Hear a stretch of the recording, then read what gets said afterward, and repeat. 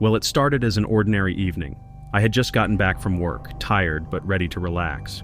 My new apartment on the outskirts of town was quiet, a stark contrast to the bustling city center I was used to.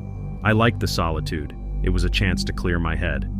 That night, as I settled onto the couch checking emails on my laptop, my phone buzzed. It was an unfamiliar number, but curiosity got the better of me, and I answered. "Hello?" There was silence on the other end. I was about to hang up when I heard a faint whisper. "Do you see me?" A chill ran down my spine. "Who is this?" I asked, but there was no response, just the click of the call ending. I brushed it off as a prank and finished checking my emails. The next night, the same number called again. This time, the whisper was clearer. "I'm watching you." I felt my heartbeat quicken. "Whoever this is, stop calling me," I demanded. The line went dead. Over the next few days, the calls continued, each one more unsettling than the last. The whispers became more detailed, describing what I was wearing, the TV show I was watching, the exact position I was sitting in. It was unnerving. I stopped going out after dark and kept my curtains drawn at all times. One evening, I decided enough was enough.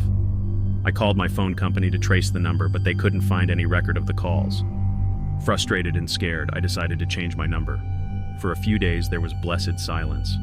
I began to relax, thinking it was finally over. But then, late one night, my new phone rang. The same whispering voice greeted me. "You can't hide from me." Panic set in.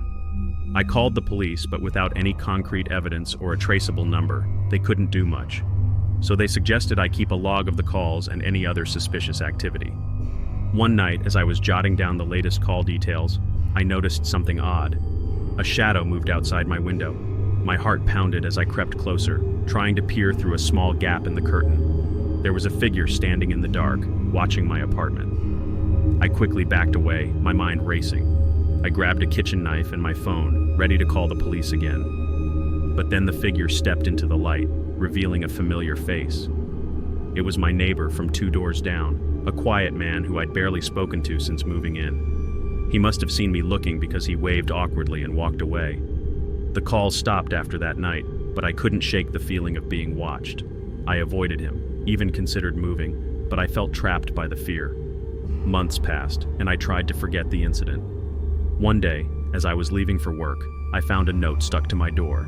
In neat, precise handwriting, it read, "I'll always be watching." I moved out that weekend, but the feeling of being watched never left.